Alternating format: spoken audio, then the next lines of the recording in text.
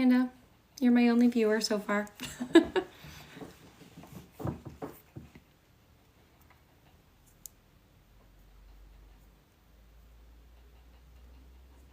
going to wait and hopefully some people will find the live. Happy Friday, everyone. A little weird having Friday come around and there be no new episode, at least for me. All right, some people are joining. Hi, everyone.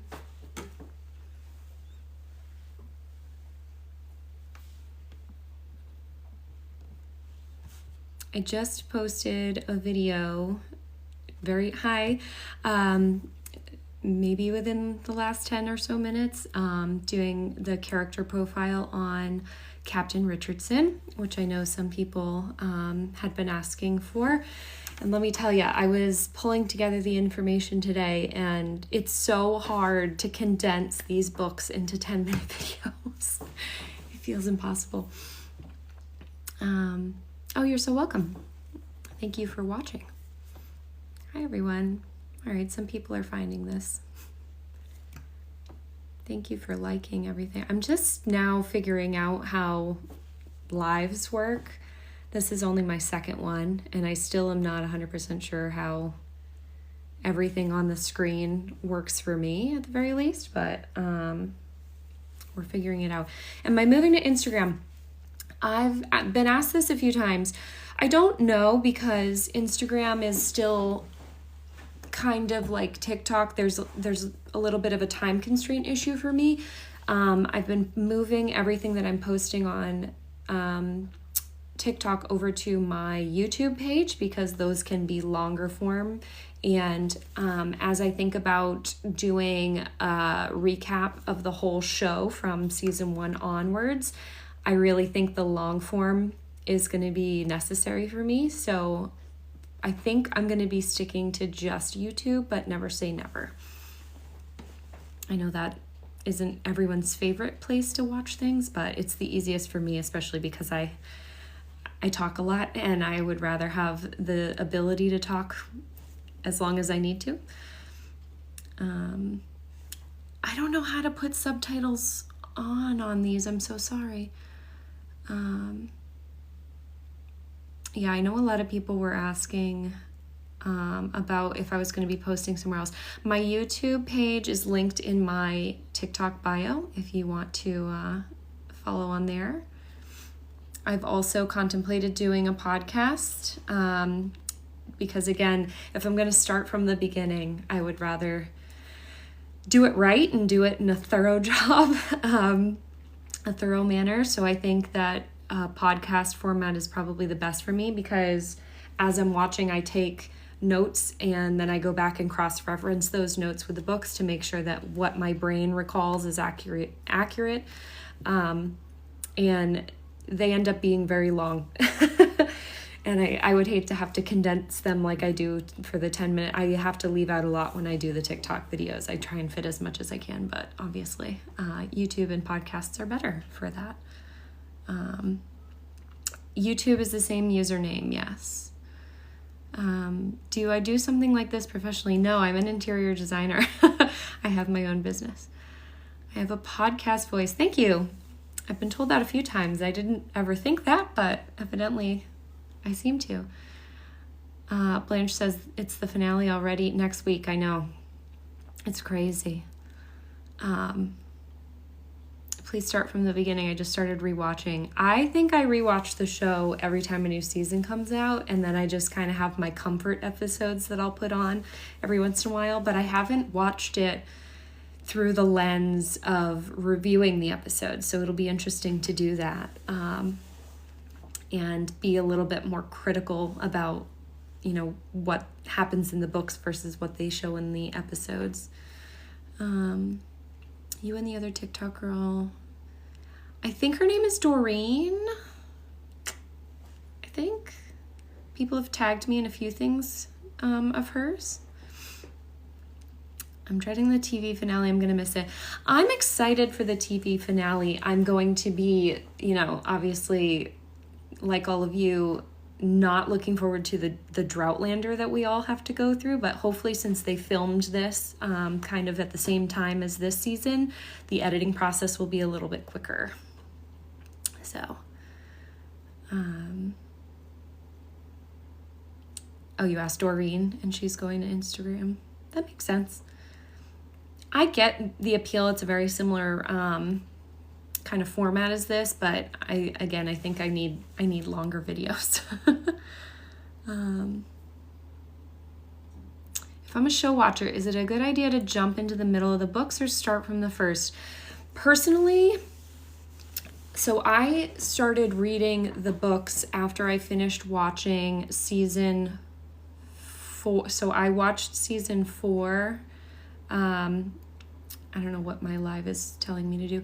I watched season 4, and then I had to wait until season 5 came out. And in between the two, I read the books. And I think there was so much in the books that the show didn't address that kind of made the story richer to me, and also provided a lot of added context that I didn't even know I needed.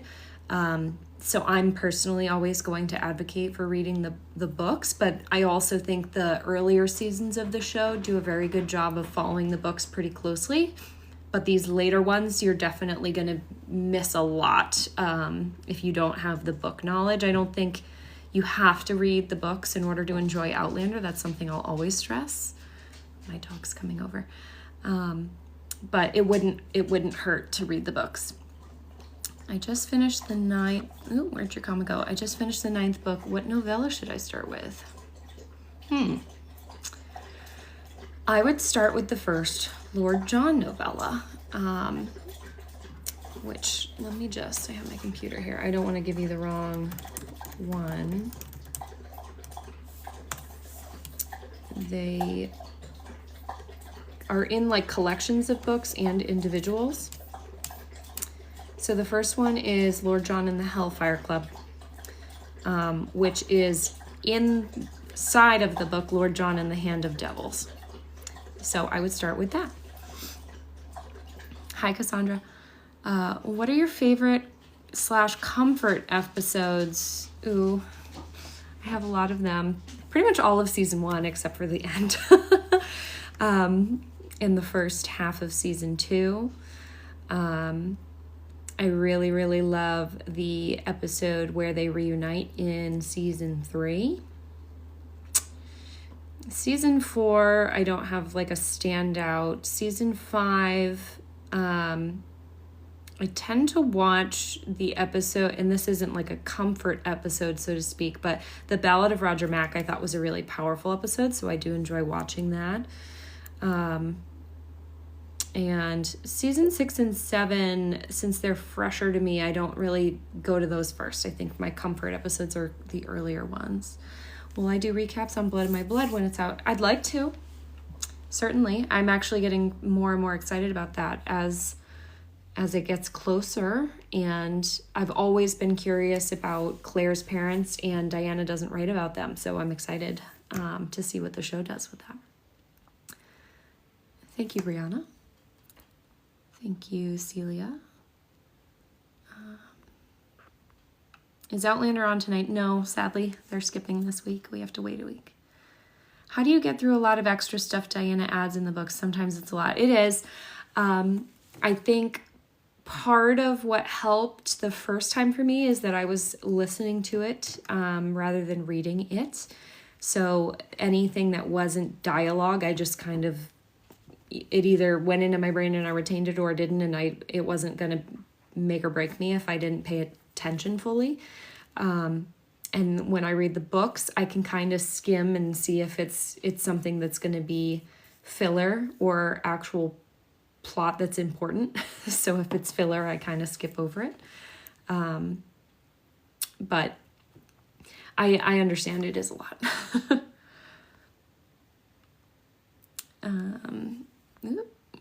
Claire says, I DM'd you a few days ago about Lord John Grey, Bree, and William, and I didn't get a response. I'm sorry. I get so many DMs of people asking me questions, and I try to get to all of them, but some of them are questions that require me to do a lot of research just so I don't give the wrong answer. and I work for myself, so I try to limit my screen time as much as I can so I don't get back to everyone as quick as I'd like, but I'm hopeful I will be able to at some point soon. How do I watch you on YouTube? I have a link in my TikTok bio that goes to my YouTube page. Andrea, no, there's not a new episode today. They're skipping this week.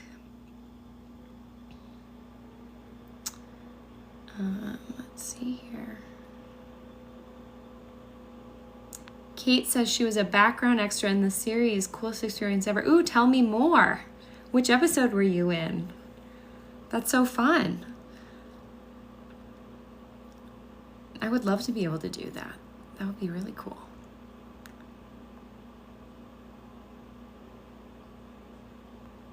I didn't know that Brianna's heart condition wasn't on the show yet and I got muted. I don't know how to mute anyone, so you don't have to worry about me muting you. Do you have a favorite character and piece of their story? That's a good question. My favorite character is Lord John Grey. But I like them all for different reasons, and I like their storylines all for different reasons. For Lord John, I really like, truthfully, any scene with him and Jamie in it, but I really enjoyed reading The Scottish Prisoner, which is the novella between him and Jamie, and I think...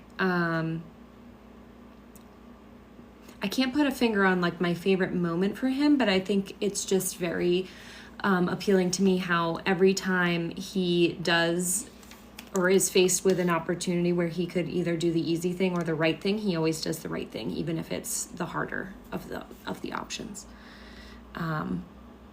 Claire, I think my favorite part of her story actually is in Go and Tell the Bees, when she kind of is able to use her healing powers fully for the first time.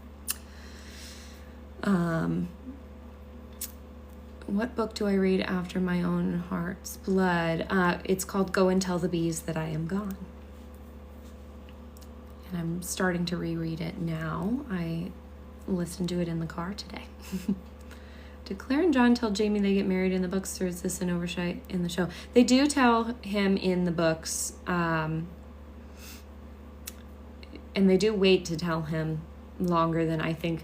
That's one thing about the writing that I actually was thinking about today when I was listening to Go and Tell the Bees. At the beginning of the book, and this is a major spoiler for probably the finale next week, but Roger, Bree, and the kids travel and are in the same time as Jamie and Claire again. And obviously when they get there, they have so much to tell them, mainly why they're there. And the whole introduction of the book, they're like, we'll tell you another time. That's for another time. That's a story for another time. And I'm like, I would want to know everything right away. But that's the nature of book writing. They have to have a story to tell, and they can't tell it all right in the first couple chapters. How can we find you? If TikTok is banned, I have a YouTube channel, which is in my bio. Everyone who's saying I don't know why they skipped a week, a lot of it is motivated by us not canceling our subscriptions and them trying to piggyback the end of Outlander with the start of Sam Heughan's show that is going to be on Starz Network. So that's the main reason why. It's always about money. His show comes out, I believe, on the 17th. Can I talk more about Frank's letter to Bree? Sure. What do you want to know? I did a whole video on that. Hi, Logan. I wish we had a finale today, too.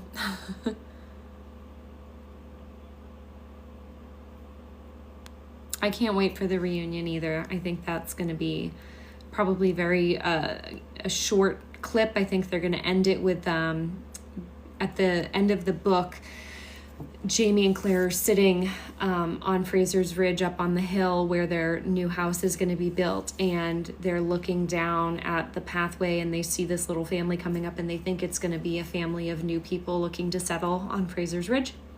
And Jamie says that the little boy looks like Jemmy, and the little girl is holding a toy with red hair, and Claire puts on her spectacles and watches Roger yell to their old cabin, "Hello, the house," and then Bree yells, "Hello, the house," and that's when Claire and Jamie realize that it's the Mackenzies, and they run down the hill to get them, and that's the end of the book. It was a great ending, so I hope that's the ending we get in the show.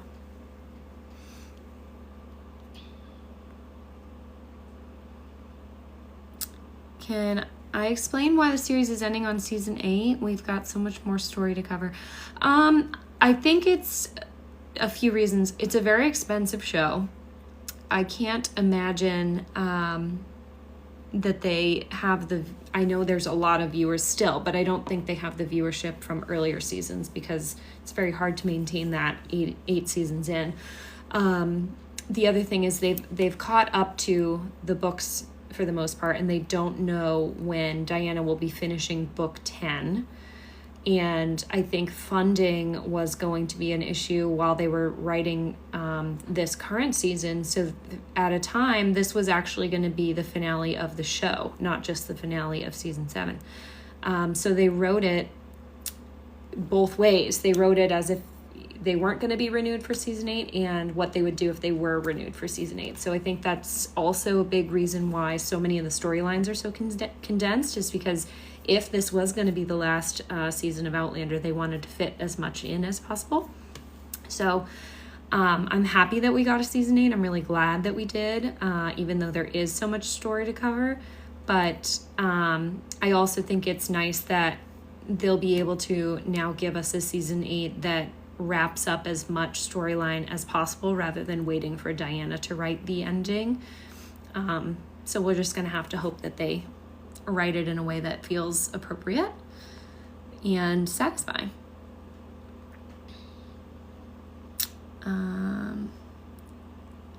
Will you move to another platform? I have moved my TikTok videos over to YouTube, and we'll be planning on doing things there and potentially a podcast. Will it be a long wait for season 8? Good question. I'm hoping it will be early 2026 because there's a number of factors that go into the release date, one of which is strategic, like they released this one around the Christmas holiday time. That's strategic for viewership, and also the editing process taking a while. It usually takes a year or so, and they just finished wrapping the filming in, I want to say, September. So I personally think it'll probably be early 2026, but hopefully we'll get an announcement soon. I did filming in Liverpool, scenes in the Market Street. Where'd the comment go? Episode 11 onwards with Claire, Jamie, and Lord John. Oh my God, did you get to meet any of them? That's amazing, Kate.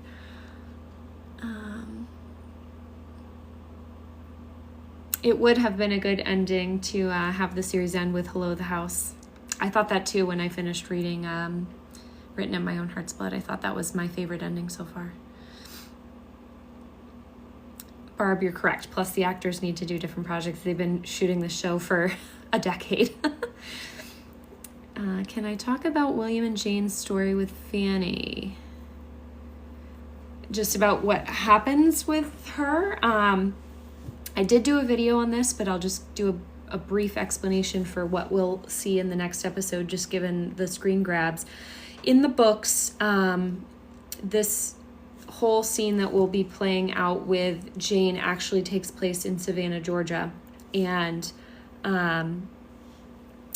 Jane is seen by an officer who frequented the brothel that she worked in and recognizes her and accuses her of unaliving Captain Harkness and takes her into custody. And William is actually leaving to go and look for his cousin Ben, who's been missing earlier on in the books, and he is headed towards a place called, I want to say it's Sappersville, where they think that Ben's wife or widow is located. And while on that journey, he actually runs into Fanny then.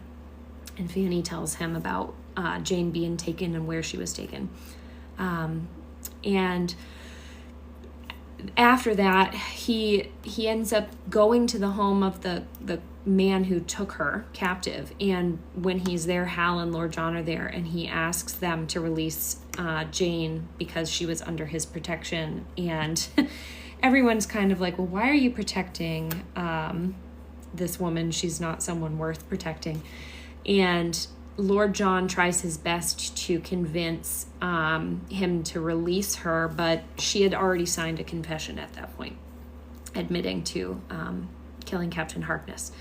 So Lord John basically says there's nothing I can do. And William doesn't want to accept that answer, so he goes and asks Jamie for help, and Jamie and him go to the house under the cover of darkness and try and save Jane, and they get there too late, and Jane has sadly taken her own life at that point. So that's all going to play out in the next episode. It's a very sad story. Kate said, sadly I couldn't meet them properly, but was very close. I can see myself when watching it on TV. You'll have to tell me a timestamp of where you are and what you're wearing so I can go back and look for you, Kate. That's so cool. Thank you for sending me these little gift badge things. What's my personal opinion on Hal Gray? Hal is funny in the books. I think that's another thing this show kind of you lose, because they didn't include a lot of Hal and Claire and their time together. In the books, they spend a lot of time together because he comes to America, and it's when Lord John is missing after his fight with Jamie that Hal and her end up spending a lot of time together, and Jenny Murray. And he's quite funny. He's not funny in a purposeful way, but I think he's just a very interesting character that him and Claire go head to head, and I liked their dynamic together. Hal is coming at this from the angle of mainly trying to find his son, Ben, who's been missing, and then he also has a daughter who's about to marry a Quaker, so he's a little concerned about that. And Henry, who was injured and is now enthralled with Mercy. Oh my gosh, I'm blanking on her last name. Mercy, we met when Henry was injured. So all three of his kids are kind of into things that I don't think he's super thrilled with. But the main one is that Benjamin is reportedly been killed, and they're trying to find him because they don't believe that that's true. So a lot of what Hal is doing is with the motivation of trying to find his son. And he gets wrapped up in the Richardson storyline in the books quite a bit too. And he's with Lord John a lot when he comes over to America. So he's much more present in the books than he is in the show. But Hal's the one that allowed Jamie to live at Culloden, so I am Team Hal.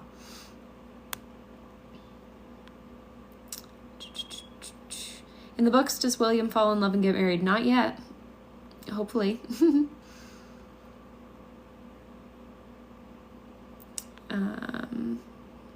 I really hope they do a Lord John Grey miniseries. Yes, I would love that. I've been saying that for years. He deserves it. There's so much content to work with within the novellas. I think that would be amazing. Hi, Ivy. Hi, everyone. I was really disappointed that the season finale wasn't tonight. Didn't know this. I know they didn't really announce that ahead of time. It was kind of abrupt. And I don't know why, but I do know why they don't want us to cancel our subscriptions. Opinion on if William married Rachel instead of Ian?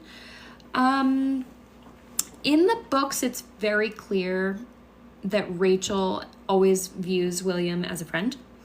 But William, even in Go and Tell the Bees, thinks about Rachel a lot. So I think William very much fancies Rachel and will always. And Rachel really didn't look at William that way. And I also think that she's very wise beyond her years in a lot of ways, and I think William has a lot of growing up to do, so I think compatibility wise that's a big issue. So I don't think their marriage, I know they get along well, but I don't think they have what it takes to be married.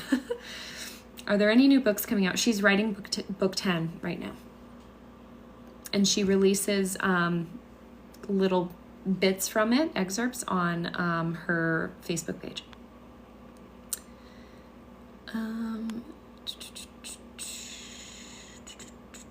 Hi everyone. Barb says, I hope we don't get the bear story with Amy Higgins. I know, that was horrible. Really sad.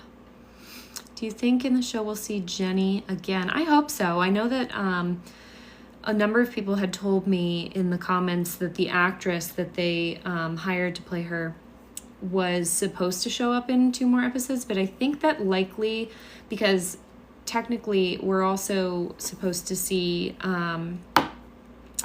Master Raymond again, the actor said, but that might have been in the version that was going to be the finale of the show, and now that we're getting a season 8, they might have pushed some of those episodes into the next season, but I can't say for sure.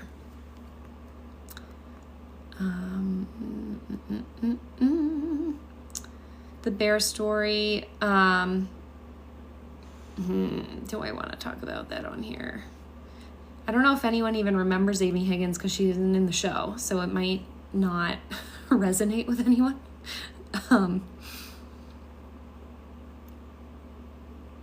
She's not like a big character to a lot of people. Oop. I love young Ian and Rachel together. They're a really lovely couple. I like them in the show a lot. I like the actress who plays Rachel a lot. I think they're portrayed differently in the books just because young Ian in the books is, like, I love John Bell as young Ian on the show, but I also think he is a very, like, youthful looking representation of Ian, and in the books it's kind of implied at this point that he's a lot, like, bigger and carries himself a little differently. So I can't say like one's better than the other, but Ian and Rachel in the books are different than they are in the show, and both are good, just different. Do you have any idea of what will play out in the spin-off Blood of My Blood? I think mainly it's going to cover how Jamie's parents got together. We're going to see, obviously, like younger versions of characters we already know from season 1, which will be fun. We'll get a young Colum and Dougal and Angus and Rupert and all of those guys that we love. There are theories that Jamie's father is a Selkie, so I'll be curious if they even touch upon that. And as far as Claire's parents go, there's nothing written about them anywhere, so they really have total license over what they choose to write for them. So that will be all new, and I think that's what I'm most excited about is her parents. I have a theory of, I actually years ago I was asked on Tumblr my opinion on like things that I would love to have come true about Outlander, and one of them is how Claire's parents met, and I have like in my head a version of who they were and what they were like and how they met and everything. So I'll be very interested to see if that's kind of how they interpreted them too, just based on who Claire is as a person. Okay. Whoop. Sorry guys. Every time I scroll, I miss everybody's, I think they made her Amy McCallum. I think so too. Question, in the first time Jamie meets Brianna, it's the same in the books. Yeah, it's pretty close. What are the ages of everybody? I'd have to look that up. I have a cheat sheet for that. Time passes in the show quicker than I think everyone realizes. Like, there are years between some scenes in the books, or months and months and months. So in the show doesn't, I don't think, document that as clearly especially when you consider like how long it takes for people to travel in this time. You can insinuate and infer, but some of the scenes, they're back to back, and it kind of omits the fact that time has passed.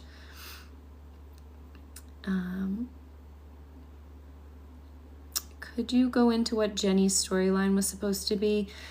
She travels over with Jamie. In the aftermath of Ian Moore's death, she immediately decides that she's going to go with him to America, and they come over on the boat together. And when she gets there, so keep in mind, Fergus was basically raised by her after Culloden. So for Jenny to come back and be reunited with Fergus, who's like a son to her, and young Ian, who she hasn't seen in years and years and years, was very rewarding for her. She's a grandmother at that point, and she offers a lot of comedic relief in the books.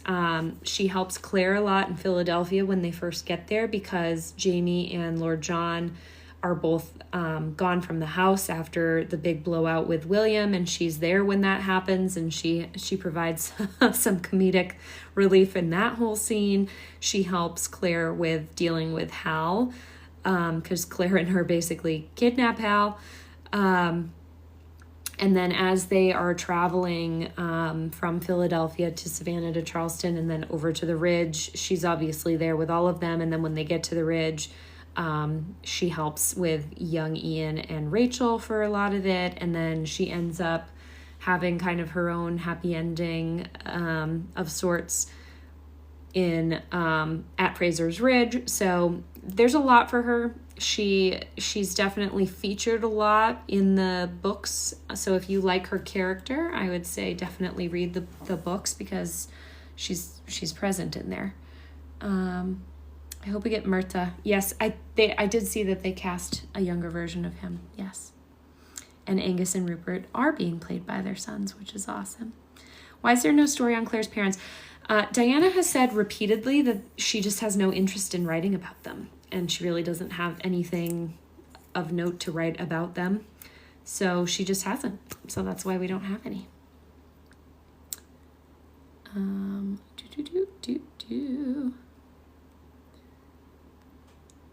you explain how, when Roger finds out that Douglas and Gaelic are Buck's parents, Dougal and Gaelic, he finds that out from Claire. Claire tells him, because Claire was researching Roger when she goes back and his whole like family tree, and she discovers that about his lineage. So she tells Roger.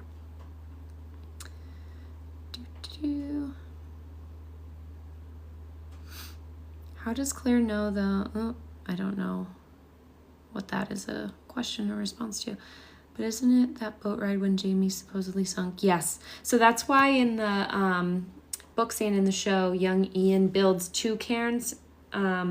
It's because in the books he thinks that Jamie and Jenny both passed away.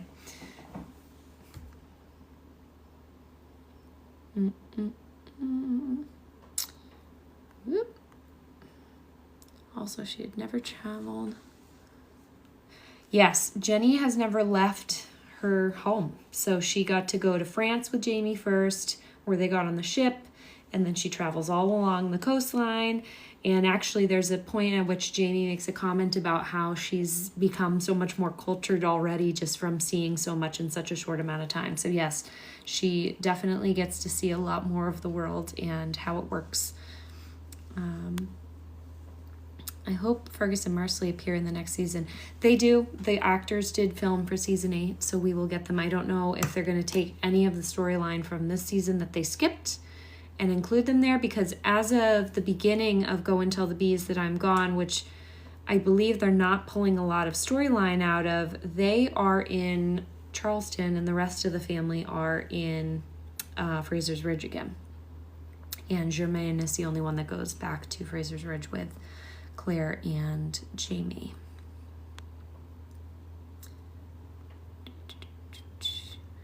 What did I say? Jamie's father might be a Selkie.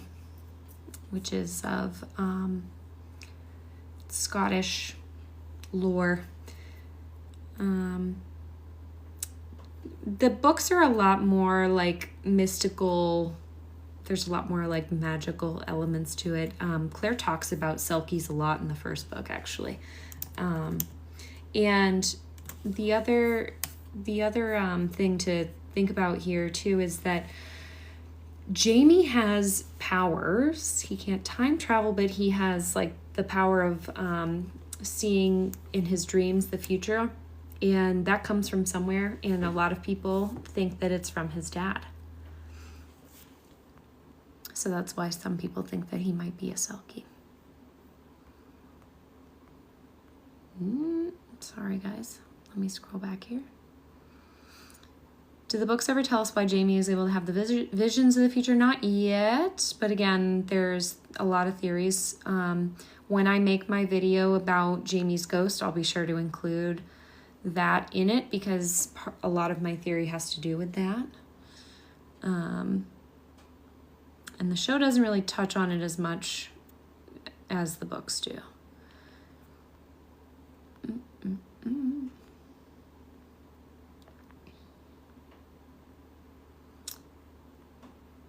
Let's see.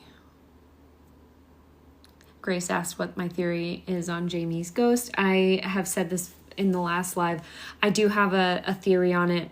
I wrote it down years ago, and then I've kind of added and taken things away as I think about it more. And I'm working on drafting my final version of that so I can record a video for you guys of what my theory is. So hopefully I'll get that out relatively soon. If Buck was raised by different parents, how was it recorded that he was Dougal's son? It wasn't. So you have to remember that Claire was there when Galus was going to be, accused of witchcraft and taken away, and she thought she was, and she was aware that the baby was Dougal's. So when William Buckley Mackenzie is raised by someone else, she ends up finding out that the baby from, again, Galus, she tells her in season 3 that she lived and the baby lived and ended up being raised by a different family. So Claire kind of knows the backstory when looking, similar to how she knows that Dennis Randall Isaacs is not actually the biological son of Jonathan Randall, but actually his brother Alexander. She has a lot more context because she lived through a lot of the story.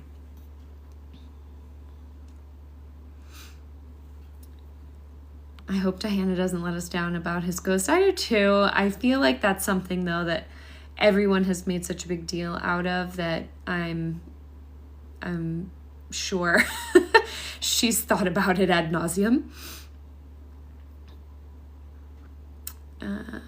What did you say Ian built when he thought Jamie and Jenny? A cairn. I think the spelling is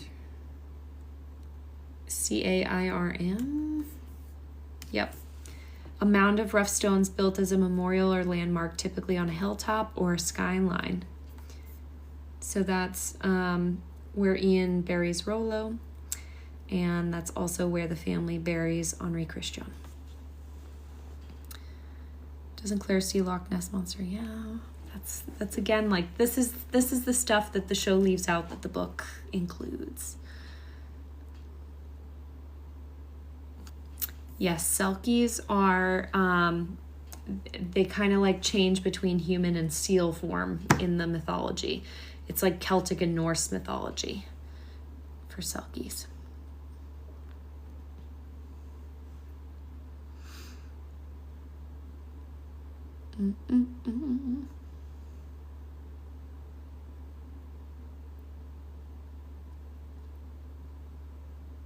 Thank you, Jessica. Yes.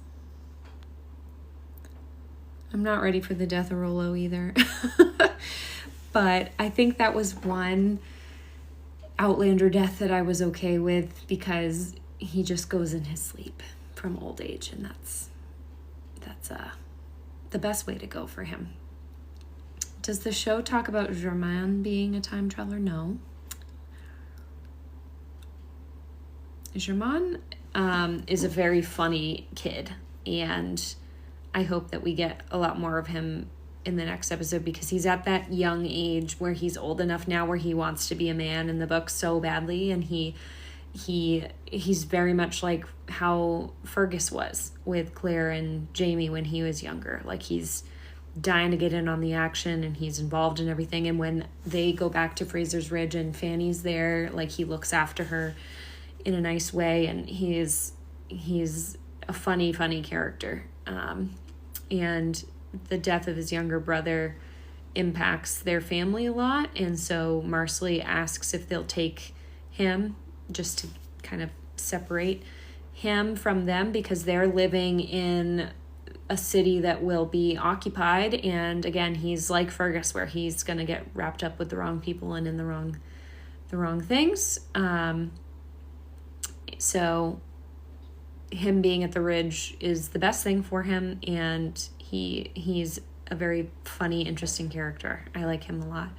I also think too it's worth noting that the books discuss Fergus and his lineage a lot more than the show has, and who his parents potentially were, and his potential relation to Claire. And Claire obviously is a time traveler, so if that, is a genetic thing, is Fergus a time traveler? But he's never really been in a position where he would know whether or not he is one. So there's so many things around that whole family line that is fascinating, and also involves Richardson, and it's very much a bigger storyline than the show is choosing to cover.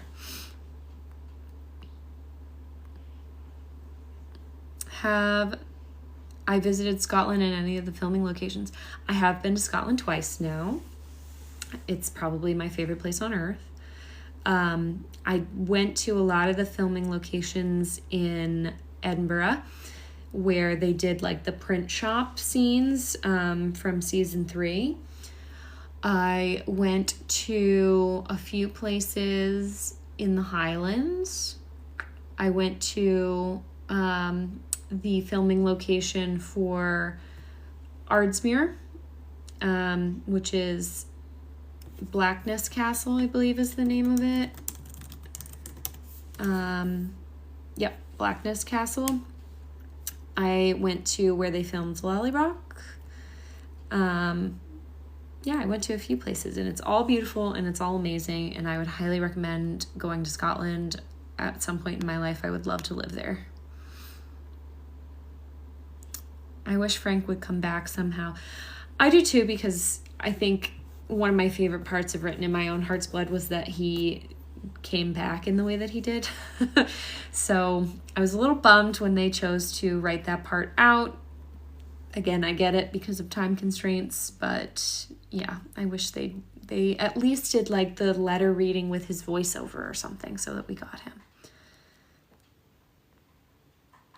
Why was there not an episode this week? Again, I've said this a few times. They usually do this when they don't want people to cancel their subscriptions prematurely, and they're hoping that if they piggyback the end of Outlander with the start of Sam's new show, that people will keep their subscriptions. Curious the books. Does Roger have it as rough as he does in the show? Also, why do people hate him?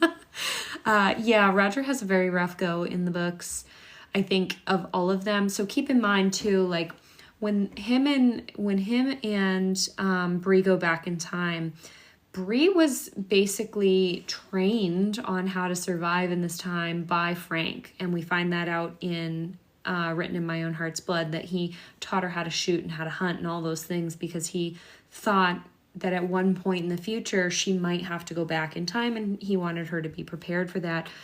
And that is not something that Roger ever has afforded to him in the same way. So he's truly, without a paddle when they get there. And then just a series of unfortunate events when Jamie and Ian end up selling him to the Mohawk and all of that stuff. But I also think in the books, like Roger, I found him to be a little insufferable in the show. In the first 2 seasons he shows up in, because he's just very old school, and Bree's very forward thinking because of her mom. And I just think that their whole relationship dynamic when they're trying to get together didn't gel in the way that a healthy one usually does.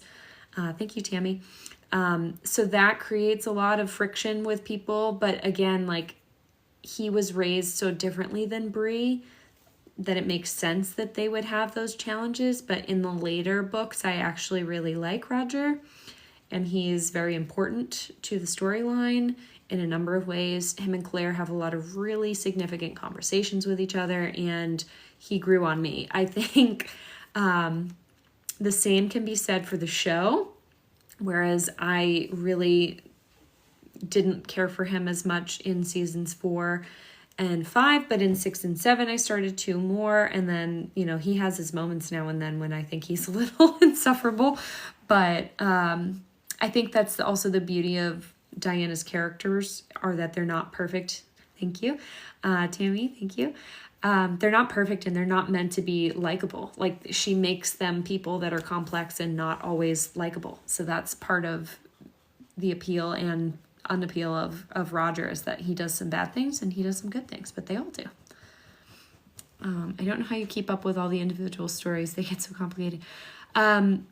I have a brain where I can't do my times tables, but I could sing you every lyric of every song I ever hear. So I think my brain just retains specific information, and it happens to be good at retaining the information from these books. I also take a lot of good notes, which helps a lot.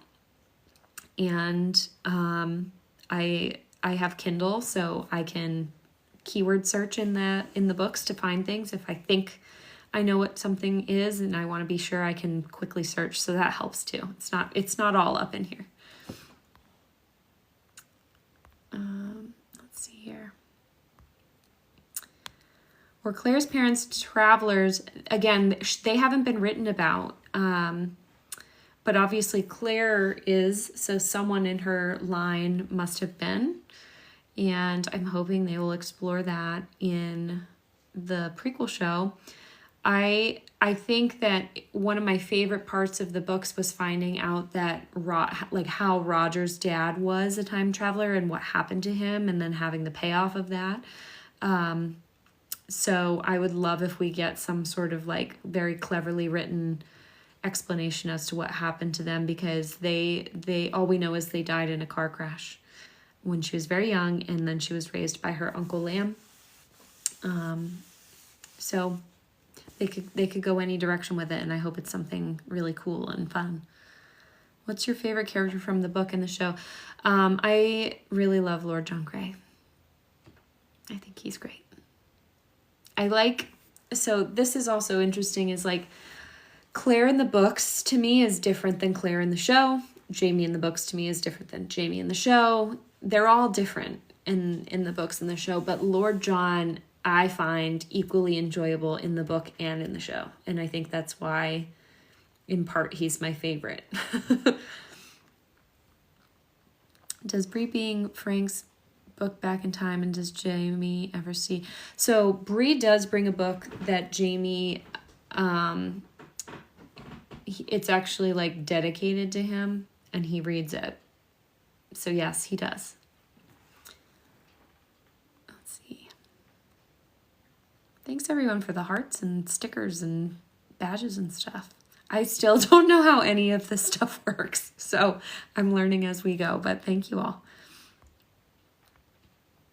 Who do you think the Outlander books POV is on? Do you mean like how it's written? So in the first book, it's Claire's point of view. And then as the story grows and gets bigger and expands and there's more characters, anytime we're in Claire's point of view, it's in first person. And then we're in third person for everybody else. But like if it's a passage that it's Jamie, then we're in Jamie's head. and everyone else, we don't know their thoughts, just the dialogue that they're saying, but we get Jamie's thoughts, just told in third person. But Claire's always told in first person, if that makes sense. The finale is next week. Yes, they skipped this week for money. It's all about our subscriptions.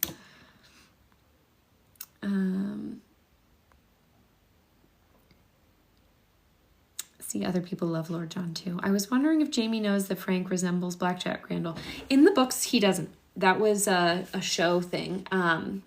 In part, I think because Tobias Menzies is such a great actor, but also I think that was a strategic decision so that people knew that they were related, and also to not confuse people. So this is a discussion I've actually had in the comments since one of my last videos I posted last week, where I love theories about this book because you can have many theories and we don't know which one is true, and it's fun to kind of theorize about, you know, what happens with time travel and the rules with time travel. And that's part of what Claire and Roger and Bree do with their book, is they're trying to figure out how time travel works.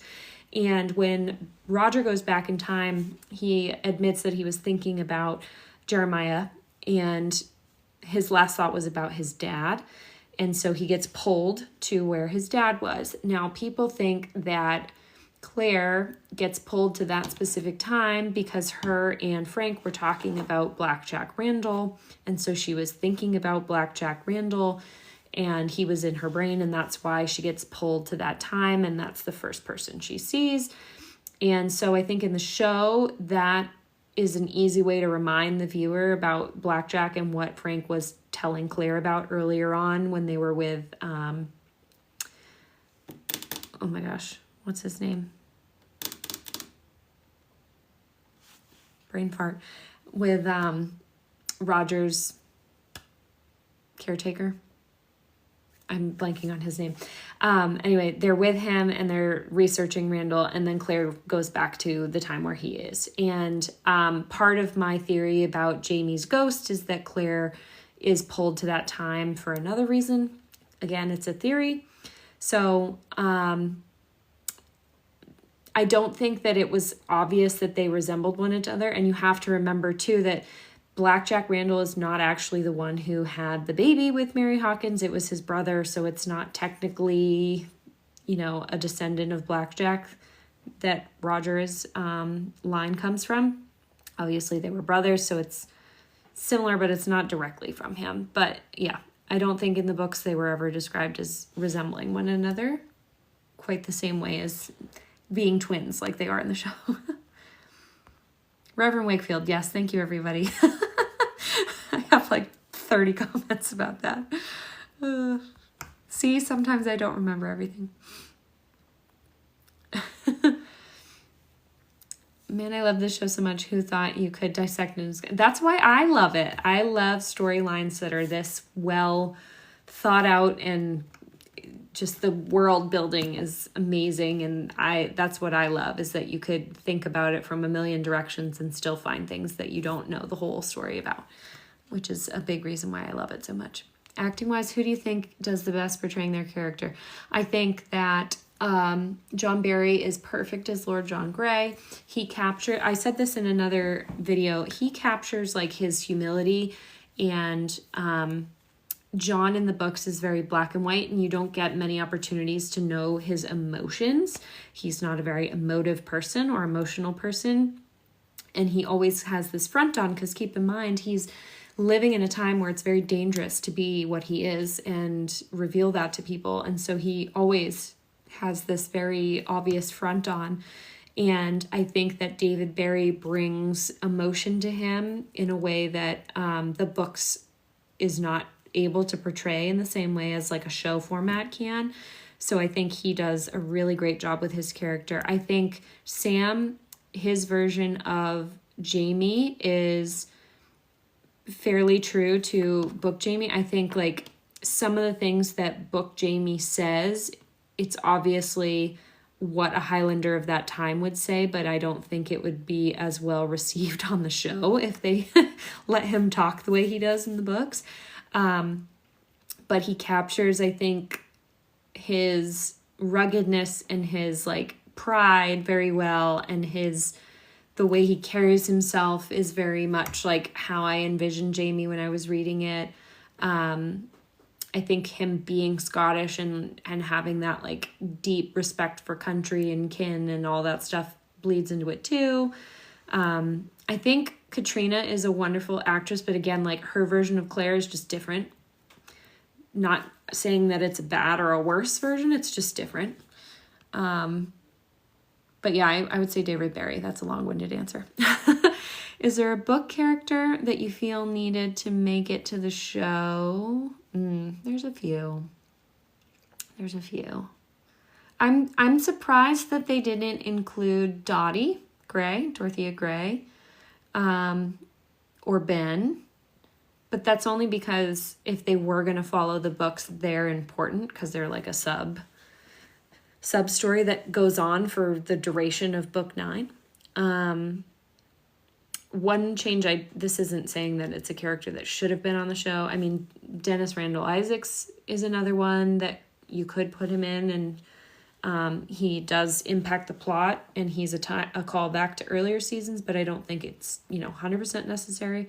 But I did like the book change that they made in the show about keeping Myrta. I know some people didn't think they needed to keep him alive as long as they did, but I think that Duncan LaCroix brought so much to Myrta, similar to David Barry. Like, he just really fleshed out that character in a way that the books didn't, and added so much to him, and he added so much to the show that I'm really happy that they extended his airtime. I saw a theory where Bree and Roger stay in the past because their third child can't travel. Your thoughts? Do I want to go there? There's so much in that book that I'm like, I don't even know if we'll ever get there. Yeah, as of right now, they're all in the past. So do with that what you will. Let's see. Any prediction on what happens to Jamie and Claire? In the books, there's so much that she could do with them. I really don't know.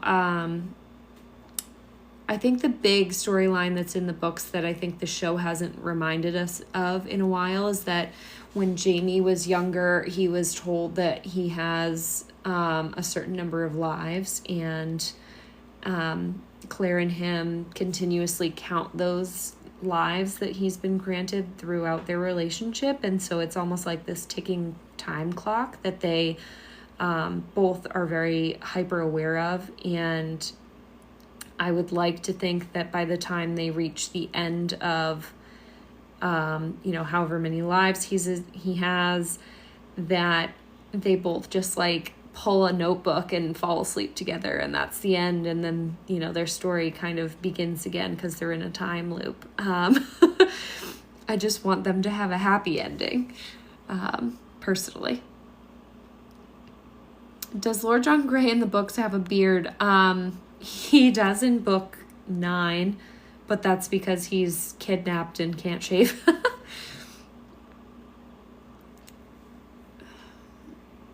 Does the book explain what happened to Roger's dad after they changed his trajectory? Yes.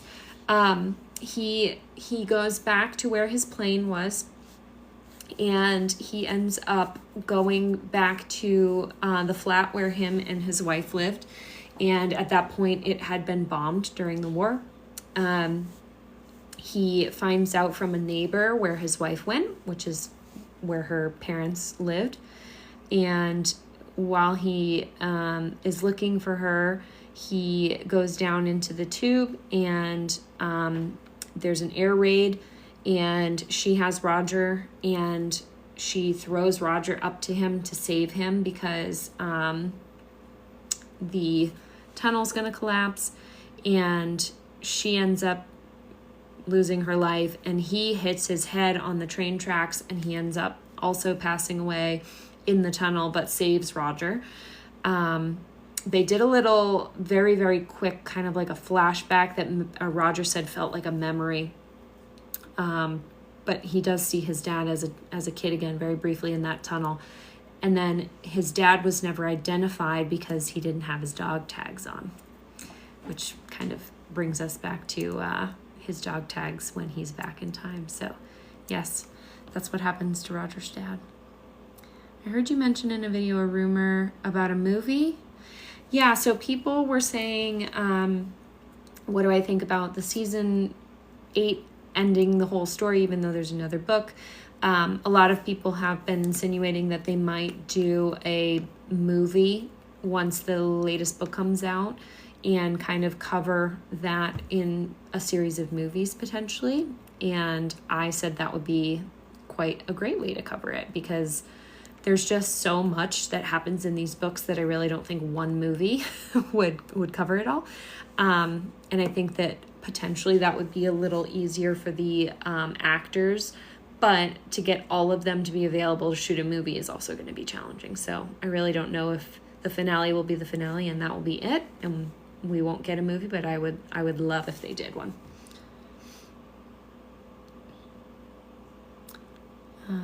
Everyone says they loved Mirtha. Yes. What are your thoughts on the upcoming Blood of My Blood spinoff? I'm excited for it. I know that Diana is also writing a book about Jamie's parents, but she has said multiple times that they weren't waiting for her book to write the show. So the show is going to be written by the showrunner. So it will be interesting to see how he writes that story.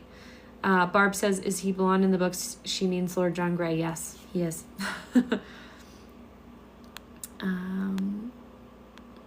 Didn't know when this started. Are you discussing guesses on how the season will end? Amongst other things, we've been kind of talking about a little of everything. Thanks everyone for your questions.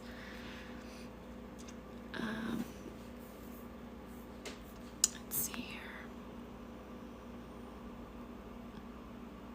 Since Diana is heavily involved in the show, do you think she will do an ending close to what will happen? No, I really think Diana just is a very much like, she stays in her lane. She knows what she knows type of person. Although I did have a thought today, actually, which I'd be curious if anyone else who's read book 9 would agree with me.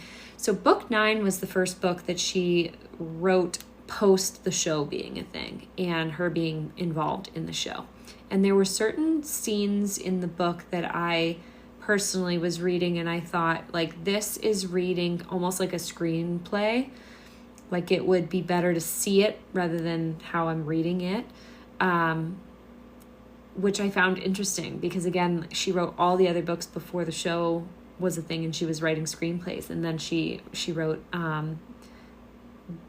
Go and Tell the Bees afterwards. And so that I think is kind of an interesting thing to think about. But I don't think she's going to base the way she ends her books on the show at all, because at this point they've diverged quite a bit. And I know that when they are writing the show, they will look at the book and they will pull out all of the plot points that everyone really would love to see portrayed on screen and then try and like weave them all together by rearranging things in a neat line. And they consult her on it, but she really kind of just says, you know, you guys do what you want and then I'll help where I can. But they're not in the room with her and she's telling them how to write the show. So I don't think she would let them affect her writing that much, personally.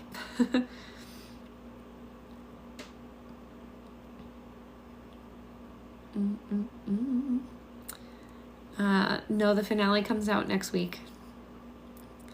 Where will I be if TikTok goes away? YouTube. I will be on YouTube and potentially a podcast. And we'll start with season 1. Stoked I found a space where people want to discuss Outlander. Me too. Very few people in my life ever want to talk about it, so I'm thrilled about it too.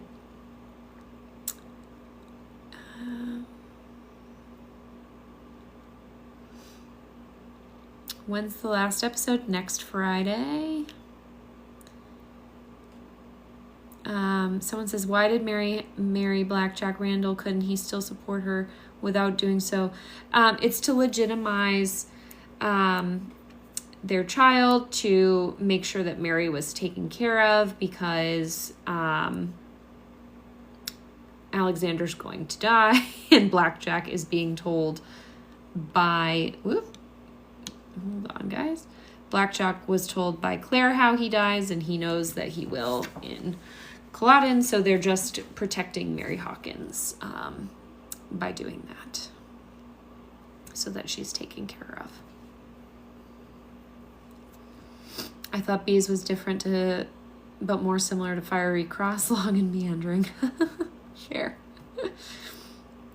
Is the book she's writing now the last one? I believe it's the last of the Outlander series, yes. She hasn't really ever said that it wouldn't be the last one. She's always kind of insinuating it's the last one, but she does plan, I think, on writing spin-offs, because she's writing the story about Jamie's parents as a spin-off. And she's also writing a book about what Frank knew. And she's also writing something about Master Raymond. So, podcast would be dope from you. Thanks. Thanks for your support.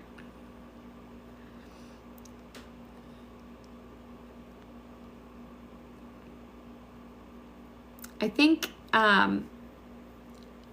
Diana's someone too where, like, I think she writes as long as she has a story to tell. So, and she writes what she wants to tell a story about. So I really don't know if she is someone that would ever be able to really stop writing about these characters if she felt called to write more about them.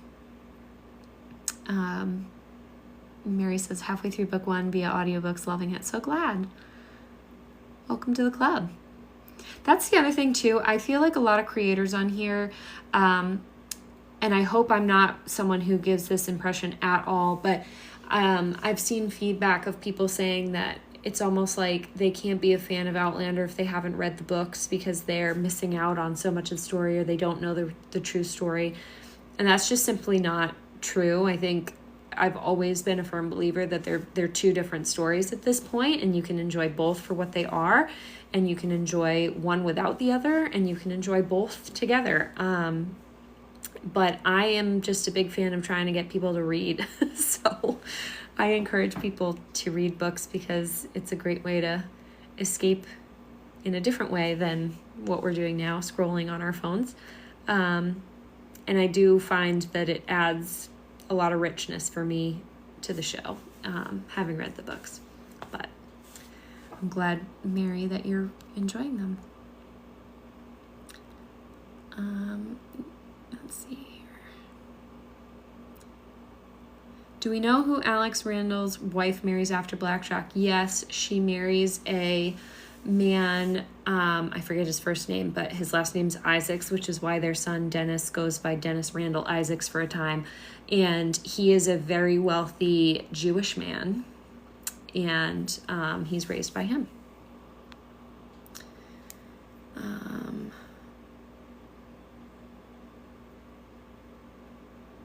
I'm so sorry if I butcher this. Ramo says, love your content, not a reader. Watching your videos answer so many questions. It's the goal. Thanks for watching. The Frank book would be very interesting from his point of view, because he knew a lot more than we realize. Thank you, Lessa.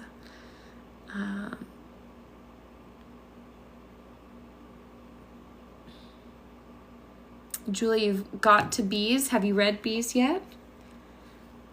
Just the other day, I was like, this came out in 2021. Where has the time gone? I read it so fast after it came out, and then I haven't read it since, and it like blends together with Written in My Own Heart's Blood for me. Show is great. Books are great. Books are fantastic.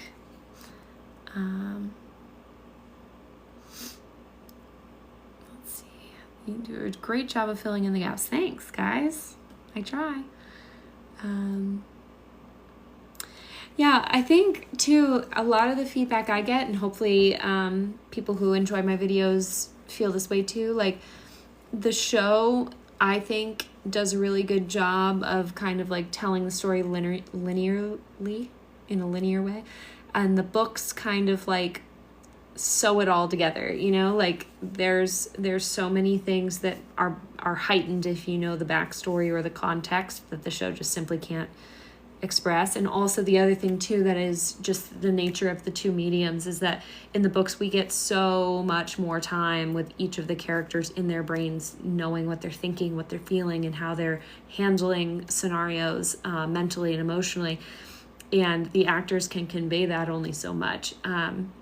So the added context, thank you guys, the added context that we get from being in the head of all of these people is the one component that a show just cannot replicate in the same way.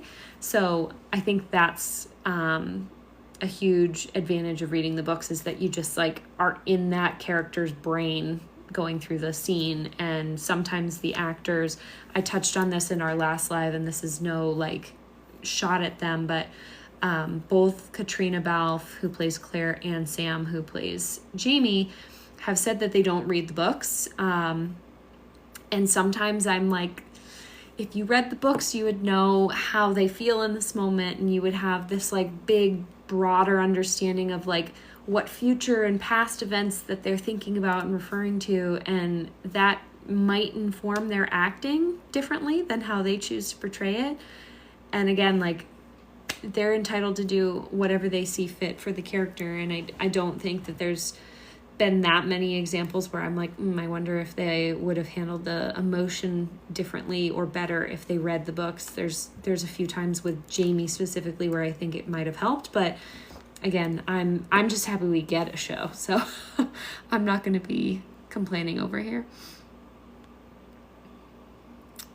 Are you going to stop posting Outlander content when the season ends? Hopefully not. I did last time, but that was because I was starting my business full time and I just simply did not have time.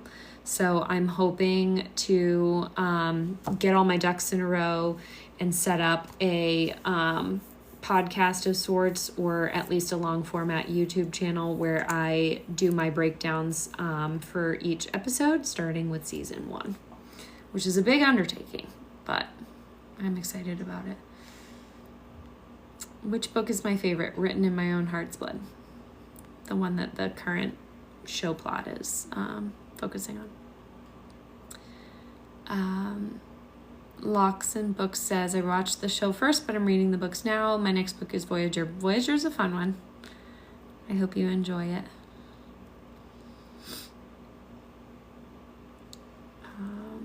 No, the finale is next week. Next Friday.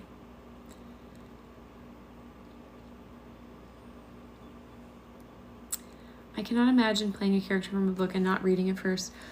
I agree, but have you seen how thick the books? I actually have them all in my room across the way there, but they're so thick and it takes so long to read them that I understand that they're probably like, I'll just read the scene in the script because it's quicker and more efficient. And Sam has said before that he approaches Jamie almost under the guise of like he's going through these things for the first time with Jamie as they play out on screen, and he thinks that incites his acting in a way that might be beneficial than if he knows what's going to happen to him ahead of time. So it's all their process.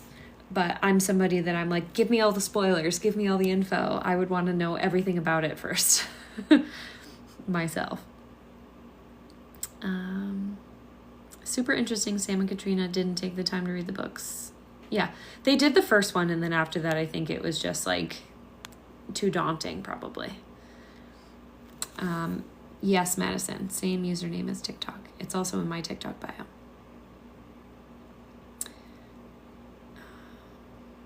I think I was, because on Stars you can get them. Yeah, you can get them at midnight on Thursday on the Stars app. Did I watch the series first or read the books? I watched the series through season 4, and then during the gap between 4 and 5, I read all of the books. I did the audiobooks first, and then I read them all, and then picked back up from season 5. And I'll tell you, it's so different watching the show, having the knowledge of what's going to happen ahead of time. it's such a different experience than going in blind.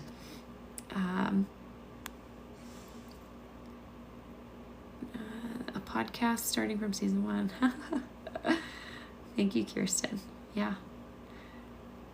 I feel like it's something I've been asked so often to do, and it's something I love to talk about, so it just seems like a no-brainer. It's just a matter of making time. Have I thought about hosting a book club? I got asked that on my last live. I think that would be fun. Although I'll admit, like, I'm not someone who does book club in my normal everyday life, so I don't know the best way to handle it properly, like what the best format would be. Haley says, are the books real heavy on the historical part? Yes. Diana does a lot of research into the people, the places, the plants of the time, the animals of the time, the way they lived at that time, the food they ate. Like, every detail is so meticulously curated and written that I think that's why reading these books for me feels so immersive, because she draws out details that you would have never even thought about, and researches the words that they used and when words were invented. So when Claire or Bree or Roger is saying something to a character and the word doesn't exist yet, they want that to be as factual as possible. So yes, very heavy on the historical part, but I think that makes it a much richer story and more believable. Madison, Drums of Autumn is a great book. I'm so glad you're loving it. Where'd that comment go? Everyone's saying Voyager is a good book, makes me scared something bad happens. No, it's a good one. It's just a different setting for all of them. It's the first time we ever really get a different setting, so it's just an exciting book to read. No, this is not the last season of Outlander. There will be a season 8. I just heard that Bree told Lord John they were time travelers. Yeah, she did in season 4. In the books, it was when she first goes back in time and she's at the plantation and Lord John is there and she's trying to convince him to marry her so that she's not married off to a random person. And he starts telling her about William and she wants to learn more about him. And as a way of almost like enticing him to tell her more about him, she says she'll tell him, about their time traveler, but he doesn't believe Claire or her. And then it comes up again when Claire and him get married, in the books, in that like morning after scene when they're talking in bed. Brianna comes up in conversation. Claire says, Bree told you what we are. Did you believe her? And he says, no, but I'll carry on as though I do. So yeah, Bree did tell Lord John in the past. You're very welcome for answering all your questions. I try. How can you be found on YouTube? Same username, K Let's Talk, K period Let's Talk. And it's in my TikTok bio if you want to find it that way. Opinions on Leary. This person says, I think she truly loved Jamie and was misunderstood. Yeah, I actually said this in a video one time about Leary, and they didn't yell at me, but they were like, no, you don't understand Leary. And I was like, I think all of the characters, you're allowed to interpret them however you want. It's the beauty of a story and fictional people. But she was a child when she met Jamie and fell in love with Jamie, and you have to think like their communities are so insular, and he was like this big, important, sought after guy, and when he gave her even an ounce of attention, it felt like the sun was shining on her. And I think that he was also an immature boy, and so he didn't ever really consider her feelings when he was acting out on impulse. And him kissing her when we see Claire kind of discover them, for her that was like almost an admission of love for her in her brain. And then in her understanding, you know, he was forced to marry this Sassenach and didn't want to. And then when they come back and he's madly in love with Claire, like, she's just in denial that all of their time together could mean nothing to him and that it could all be, you know, a lie. And I think that obviously incites her bitterness towards Claire. And again, she's still so young when that happens.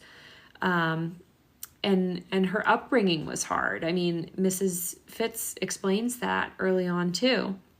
And then later when Claire is gone and they have this opportunity where Jamie, you know, again goes to her and tries to be this like savior for her and her girls, but then, you know, they get married and there's just no love between them at all. I think Leary was hoping that this would be like their second chance because he, you know, went to her and agreed to marry her and everything. And again, like, his motives were not solely out of love for Leary. They were just out of like duty, honor, the right thing to do. And that's hurtful for her. And she carries that pain with her, you know, up until we see her in this season in the same scene in the books. Like, she knew the whole time they were together that he never would love her the same way. So I think she truly loved him, and it was just never going to be something that he was able to reciprocate fully. And that's really painful when you love someone and you just can feel that it's not possible for them to ever love you back in the same way. So I do think, I wouldn't say she's misunderstood. I think she's written that way. I think some people probably read it and misunderstand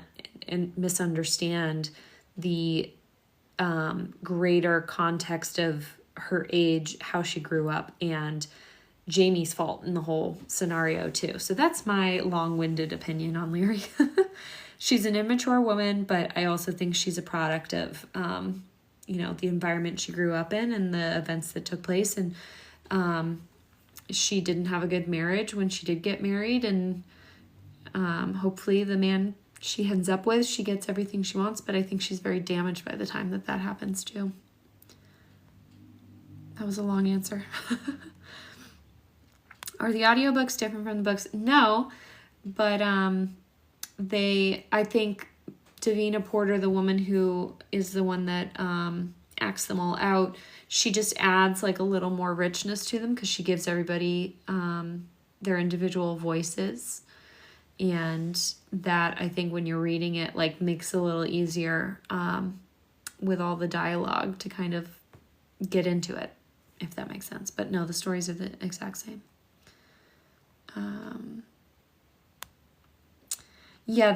Someone says the narrator is very good. Didn't like her voice at first, but it grew on me. I'm the same way. Like, she's an older woman, so when you're reading Claire as an older woman's voice, it was a little jarring for me at first. But now that I'm in the later half of the books and Claire is an older woman, it fits a little better. And she does a really good job being consistent with all of their voices throughout the story. Do I think Jenny's going to come to America? I would love if the show kind of wrote that she came later. You know, even she didn't have to come with Jamie in order to come over. So I think they could certainly write it in as her coming over later. Sarah, thank you. Thanks for watching my videos.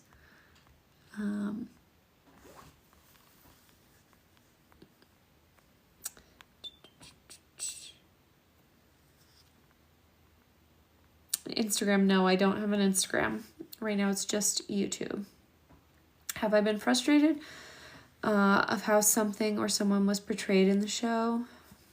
I'm not someone, and again, I think I hopefully convey this in my content. Like, I'm not someone that's really gonna compare and contrast too much with the books and say, like, it ruins the show for me that they're not portrayed like physically the same way as the books or something. But I will say there's been times with Brianna in particular that, like, I think the best example I can give is in the books, she's supposed to be this very tall, large, imposing woman. She's like a big, strong, very tall, same height as William. Like, that's part of her identity is how big she is. And she's obviously not in the show because Sophie Skelton is much more petite and smaller. And so I think like a lot of Brianna's physical character, like strength that is involved in a lot of these scenes with her, they just can't portray because Sophie Skelton is just not 6 feet tall and like an Amazon woman. So I think that part is something where I'm like, I would have liked if she was just like a bit bigger. But again, like I don't watch it and say, oh my God, it's taking away from the show that she's not bigger. I don't think it's frustrated me, but it's the one character that's like a big important character that I think her physicality is something that comes up time and time again and is a big part of who she is. And they had to kind of eliminate that in the show. So that's like a change that I noticed just in terms of casting and limitations from casting. Do you think that Bree, Roger, or any time traveler should show Lord John Grey that they're time travelers? I don't think that they're in a position where they would actually want to like have him stand next to the stones and watch them go through at this point. And they've all kind of told him in their own way, and he just very much isn't a believer. And in the books in Go and Tell the Bees That I Am Gone, when he, and this is a spoiler, shut it off if you don't want to listen.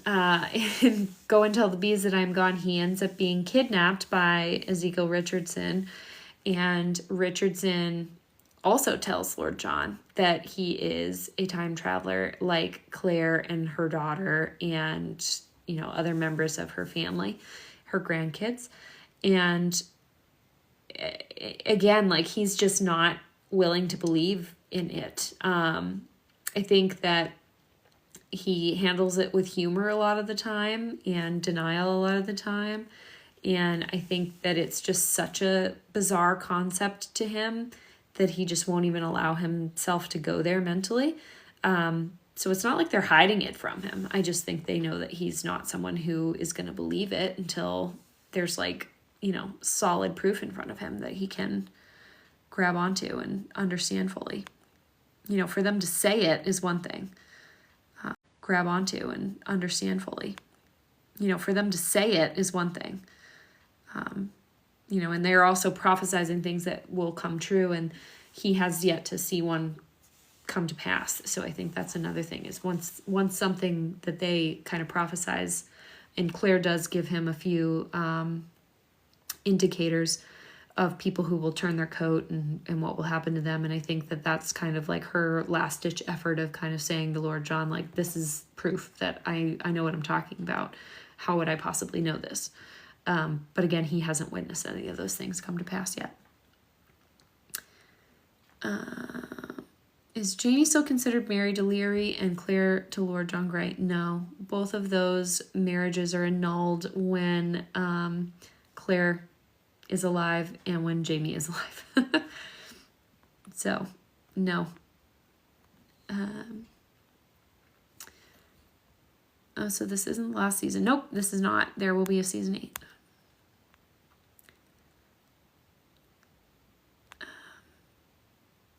Let's see.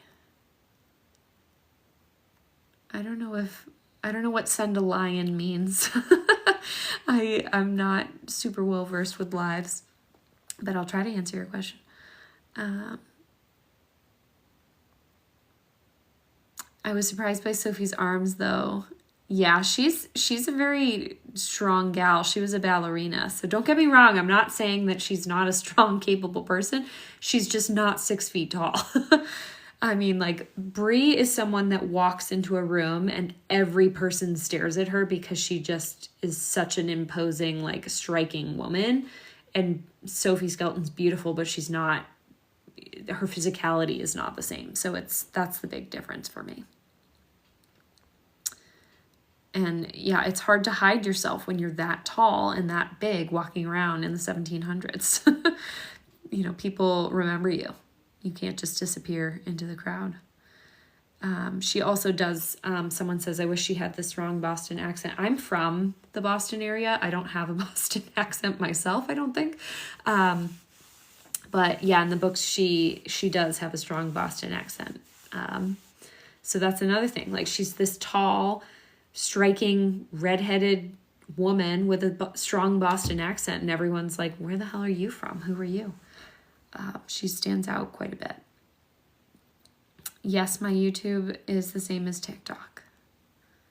Hi from Mexico. Thanks. That's so cool that people watch from all over.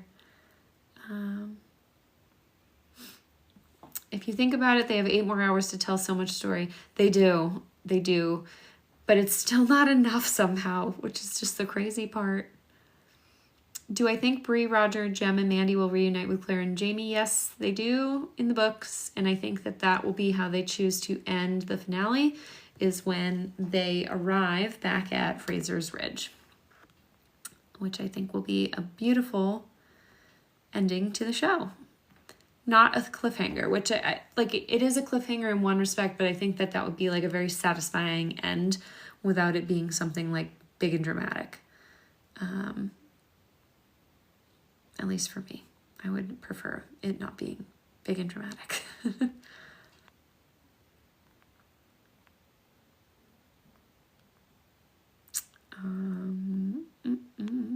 Bree is kind of like Lady Brienne from Game of Thrones. Yes. I mean, I think Lady Brienne is taller than her, but yeah, Bree in the books is described as being, like at one point, William says that she's the same height as him, and he's supposed to be a big guy too. Let me see. I think I wrote it down somewhere, how tall she is. Yeah, she's 6 feet tall. She's a tall lady.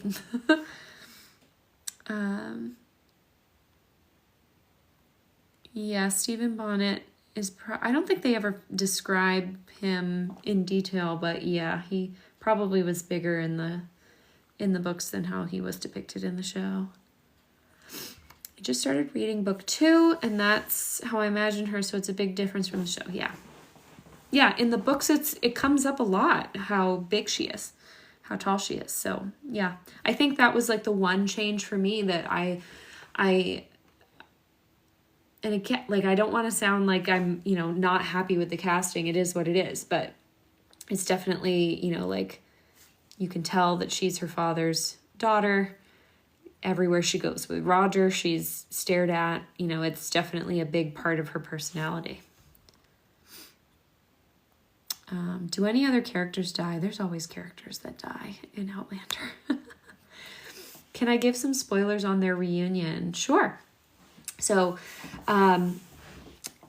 the book ends with them not even talking. So basically the end of Written in My Own Heart's Blood, it takes place over the course of many months. Claire and Jamie leave Philadelphia. They go to Savannah. Then they go to Charleston.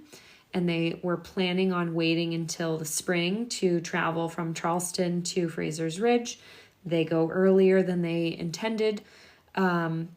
They leave Fergus and Marsley in Charleston, and they take Germain, and they go back to Fraser's Ridge. And at the time, I believe it had been at least 2 years since they were there, 2 or 4. And so a long time. So again, like, that's the thing, that when they speed through this, it doesn't seem like they've been gone from the ridge that long, but it has been a good amount of time that they've been gone since they were essentially shunned because of the death of Malva Christie. And when they get back, the big house has burned down, so they don't have a home to return to, and they end up meeting Lizzie's dad on the road, and he goes ahead of them to tell the people of the ridge that himself has returned, and they all stay with different people in different cabins. So keep in mind, this is Claire, Jamie, Fanny, Germain, Ian, Rachel, and she's pregnant, Jenny, who am I forgetting? I think that's it at the time. I think that's it. And then when they're there, Jamie and Claire at the end of the book are sitting up at where the new house will be built, and they're on like this ledge, and they see a family driving or walking up the road with, a pack, and Jamie makes a comment about how the little boy reminds him of Jemmy, and the little girl drops her doll, and it has really, really bright red hair, which you'll remember is the doll Esmeralda that Mandy is carrying when they're going through the stones. And when they get to the end of the pathway, they're standing in front of their old cabin. So this is the cabin that was the first house Jamie and Claire built on Fraser's Ridge that they lived in, and then Roger and Bree lived in, and now Amy Higgins lives in.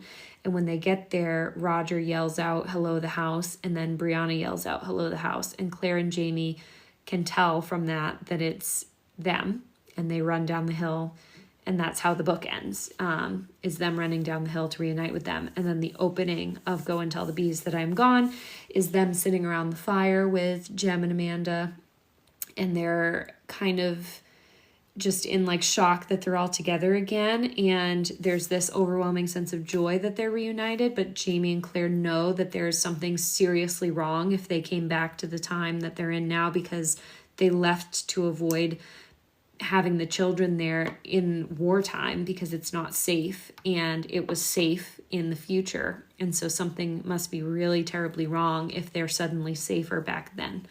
And they start to slowly unpack what happened at Lallybroch with Bree and what happened with Roger as well. So that's kind of a little teaser. Keep in mind, Roger has to bring Claire up to speed with everything he's seen that the show actually doesn't touch on, which is him meeting a doctor named Hector McEwen, who is a time traveler that has healing powers and can heal with the blue healing light. So they talk about that, and then Bree talks to Jamie about what happened with Rob Cameron. And Jamie very smartly tells her, well, if they know who you are and they read our letters and they read, your time traveling book, then they might come back here looking for you. So that's kind of the overarching theme of Go and Tell the Bees.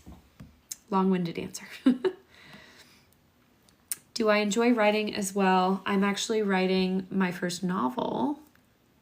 So yes, it's not a fantasy novel, and I'm writing it with a good friend of mine from college. So yes, I enjoy writing as well. And I like reading.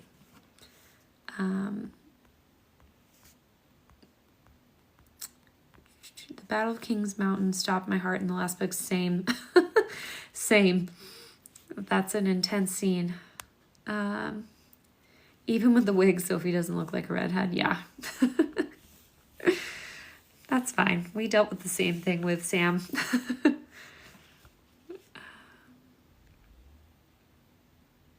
Does Jamie face any sort of repercussion from leaving the army? Not really.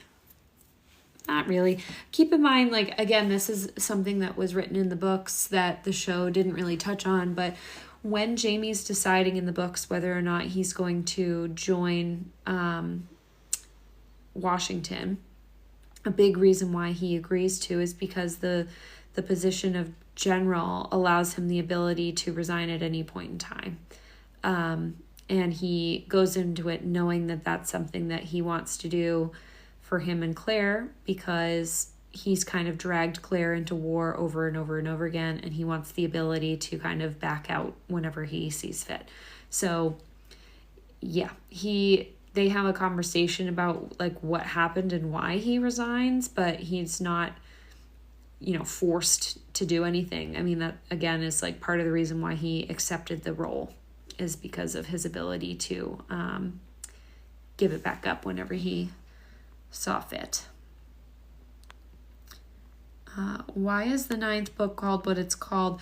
So there's actually a reference, and I don't have this memory like fully fleshed out in my head, but Claire talks to the bees in her garden, and there's I think it's primarily a Scottish like fable or belief that they have that the bees listen to you, and they I think that it goes that they like watch over your home and your garden and everything. And so if nobody returns back, like there's a line in the book where Claire says, "Go and tell the bees that I'm God." But throughout the whole book, she talks to her bees. And I think that's like an old Scottish kind of like story that they listen to you.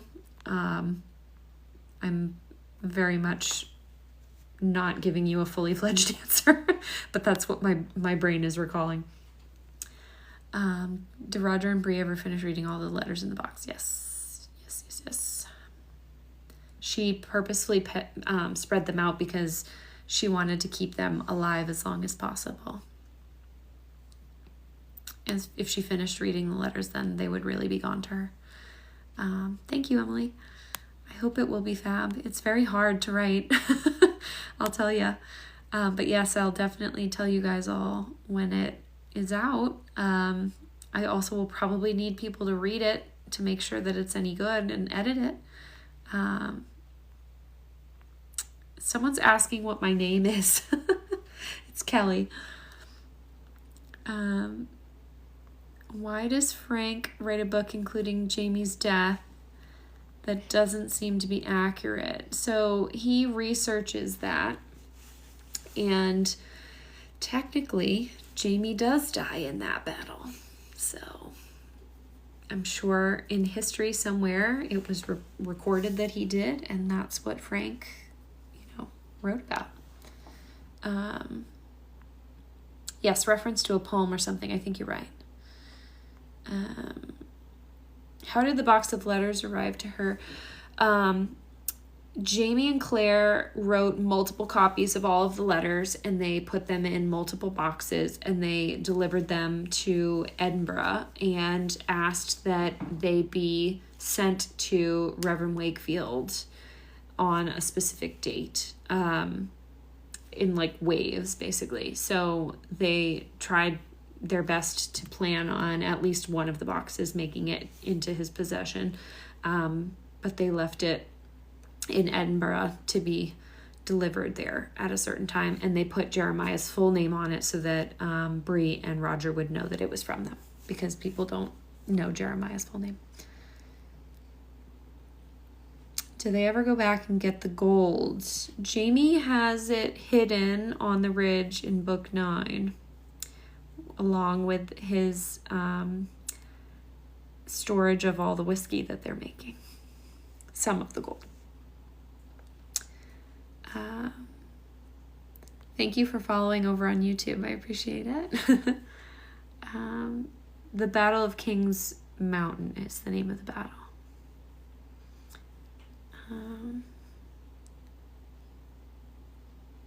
Does Bree tell Jamie of his death? Bree didn't read a lot of Frank's books, so and that's another thing that happens kind of in the books a lot, is like Roger and Bree didn't read a lot of the history.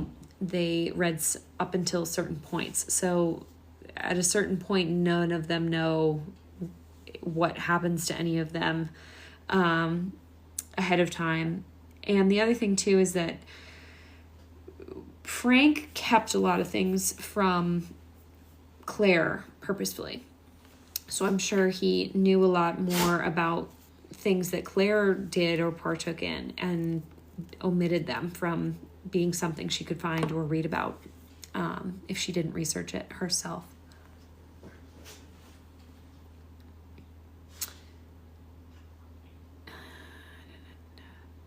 Wait, if Reverend Wakefield got the box of letters, did he know when he met Claire with Frank? I don't think he opened them. They were just kept at the house, and Fiona gives them the box. So it might have been delivered after he had passed already. I don't remember that detail. I've said this a few times. They're skipping the week because they're trying to line up the end of Outlander with the start of Sam's new show that's going to be on Starz, and they want us to all keep our subscriptions.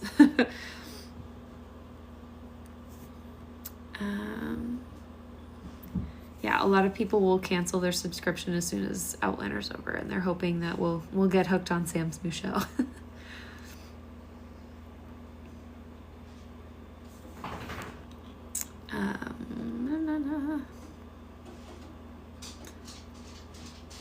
Thank you. I'm glad you enjoy the reviews. Hi, Pup. Does who find the gold hidden in the cave? I'm assuming you're talking about Rob and his men.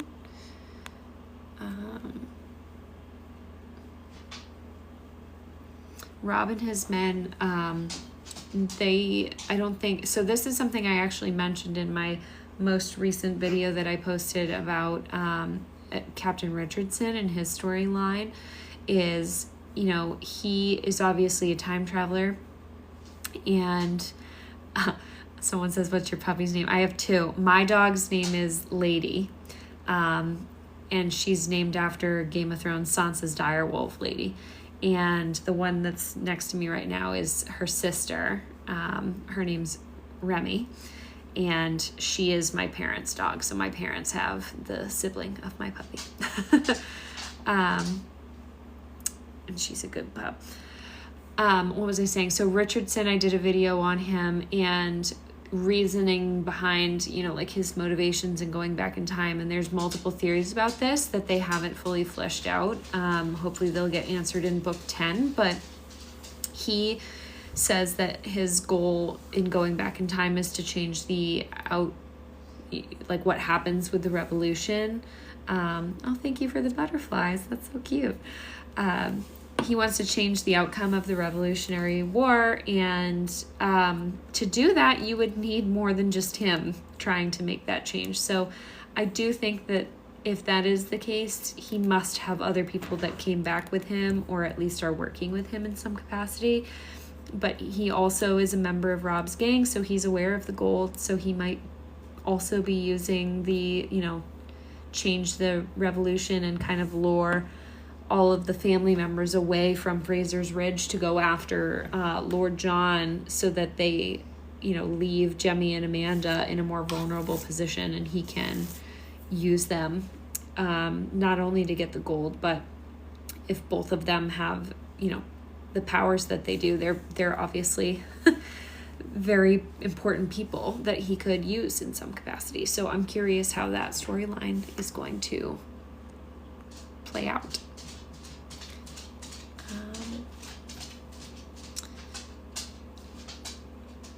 Let me see. I hope Galus and Bree come face to face in 1739. They're only there for a very short time. They leave quite quickly. Part of the reason is because Jamie's father, Brian, sees her and Jemmy walking towards Lallybroch, and he thinks that she is Ellen, his wife, and that Jemmy is his son, Willie, Jamie's older brother. And Bree feels so guilty that he thinks that they've like come back to life, and he's envisioning them in person, and how dangerous that is if they were to meet him, just because they don't know if that would change anything that's going to happen, that she doesn't want to stay there. And they decide pretty quickly that they're going to leave that time, because they don't need to stay there, and it's dangerous if they don't know how they can affect it. Do you think Faith is alive? Theory that she was taken by Master Raymond for safety. I have not really given a lot of thought into what my personal theory on this is, but excuse me, I think that would be amazing if she was. I know that there's also a theory that she is related to Jane and Fanny, and I think that would be cool. I know that Master Raymond, they were supposed to have him make an appearance in the show again. He also shows up in the novella The Space Between. I think that's worth a read. That's a great novella, and he's featured in that a lot. Yeah, I think anything to do with like Faith still being alive and Master Raymond, you know, playing a part in how things go is something that I'm all for. I think that would just make for a really interesting story. And Faith gets brought up a lot in Go and Tell the Bees That I'm Gone. Like, they don't talk really about her hardly at all through any of the other books, and then she comes up a lot in that book. So I have to think that it's for a reason. Any writing tips? I was given a task at work and I'm in way over my head. Writing like a novel tips? Or what do you mean? Wait, they have powers. Yes, Jemmy and Amanda have powers. They can feel each other from a great distance, or like they can feel people through time, so they can feel where Roger is. In the books, they skip this in the show, but in the books, before they go back through the stones, Claire brings them to California first and then to Boston. And when they're in Boston, they're with Joe Abernathy, and her and Joe have Mandy and Jem. One of them's in the car and one of them's in Boston Common, which is cool for me because that's near where I live. And they test the theory of how far they can go before they can't feel each other anymore. And Mandy can feel Jem for up to 4 miles away. Jem, it's not as far, but they can both feel Roger and Bree. And so the idea that they'd be able to, know where another person is and then use that to travel through time is a big reason why it would be dangerous for people to know about their powers, because they could potentially use it and abuse it. What kind of dog do I have? They're golden retriever mixes. And they're adorable. Will this be saved by chance? Yes, I usually plan on saving them and putting them on my YouTube.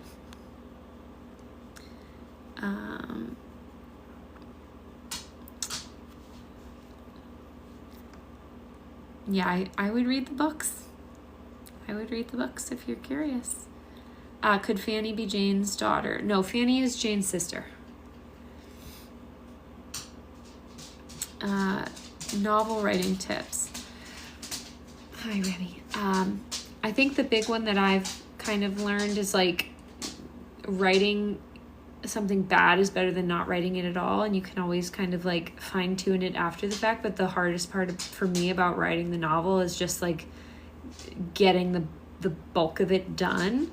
But I would say the biggest thing that's helped me, I use Milanote, M-I-L-A note, to organize my plot points and all my characters and things, and that's been super helpful for me because I can at least like create a story arc and then kind of fill in, in the first 3 chapters I want to cover this, in the next 3 chapters I want to cover this, like where's the kind of big moments going to happen. And that just having a framework in my head makes it easy for me to kind of just like write scenes and then plug them in where they're going to fit. So hopefully that helps. Has anyone watched the Outlander show with you? I've watched it with my friends, not like physically with me, but we've watched it together, and I got my mom into it. So yeah, but usually when I make my videos, I'm watching it like very early in the morning and taking notes, so I watch it alone. Remy.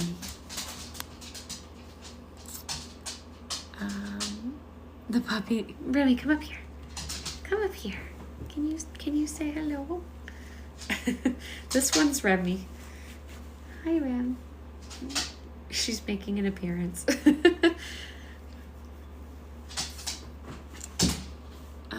Oh yeah, someone brought up Jocasta and Ulysses. He comes back and Go and Tell the Bees that I'm gone. Which kind of came out of left field for me, but Patty says, love labs. They're actually not labs, which is crazy, but they look like them. Yeah, lady, my dog's asleep over on the couch. Oh, thank you, Kristen. Yeah, I think a lot of people tend to get lost. There's a lot of... The show is great, but it also relies heavily on people kind of knowing what's going on. So it's hopefully helpful to have a little bit more context. Yes, I'm going to save the live and I will post it on my YouTube. Jocasta doesn't come back, but Ulysses does. He ends up confronting Jamie. He's actually not very nice when they see him again, but he ends up coming to Fraser's Ridge. How come Claire's hair is not gray? You'd have to ask the wig department. I think again, like the books make a much bigger deal about the prophecy about, you know, like her not coming into her full power until her hair is fully white. And I don't know if they're really going to touch on that in the same way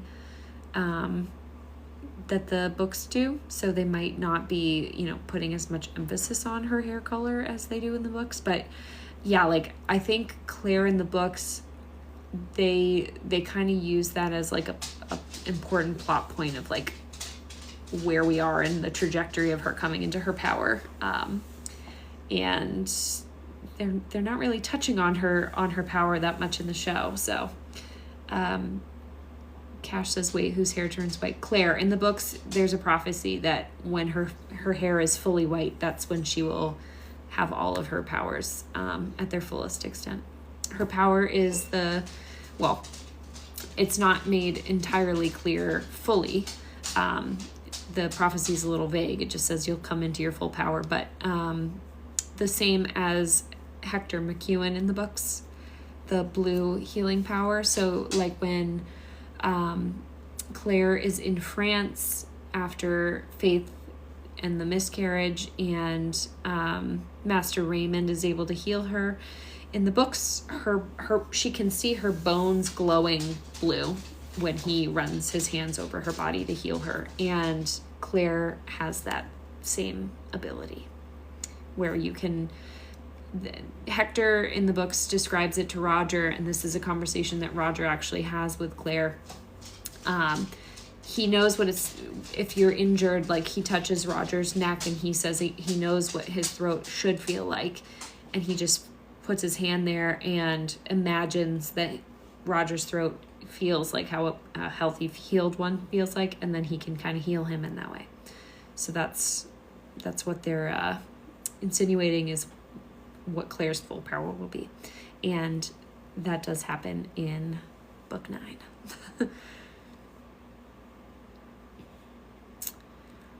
Do I think Bree and her family will stay in the past or go back to the future in the last book? I really don't know. I really don't know. I think their plan right now is definitely to stay there. And their kids were born there. So I think unless they absolutely have to go back, they're fully intending on staying there with Jamie and their family. I didn't know Outlanders had so much backstory, almost like I need to start watching again. Yeah, I think the other thing with the show too is like there's a lot of parallels that the show likes to draw upon. So things that happened in previous seasons, they'll like to mirror it in some way or bring it up in a subtle way. So it's always kind of good to have like a general reminder of what happened in the past, because almost every storyline Diana likes to circle back to it at some point. Okay, I'm going to end this, guys, because poor little Remy's been bugging me. She has to go out. But thank you all for joining and tuning in. And any videos that you want me to make this week, just drop a comment on one of my other videos that I have, and I will do my best to make it. And then, yeah, we will be back here again for the finale. Yeah, thank you guys so much. Have a great night too. And again, I'll post this on my YouTube if anyone missed the beginning. And yeah, thank you for your questions. All right, guys. Have a great night.